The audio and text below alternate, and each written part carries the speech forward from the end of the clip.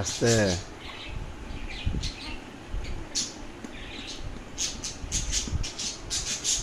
আদর করার দিনে কি পাইয়ে? এটা তোমার কি? বসা। এটা তোমার কি? হ্যাঁ বসা। এটা তোমার কি? ভাইয়া কি নাম? কি নাম? হ্যাঁ আহমদুল্লাহ সাইফ। সাইফ তোমার ভাইয়ের নাম কি? হ্যাঁ সাইফ। একটা আদর করো না। আদর করে যেতে নাকি?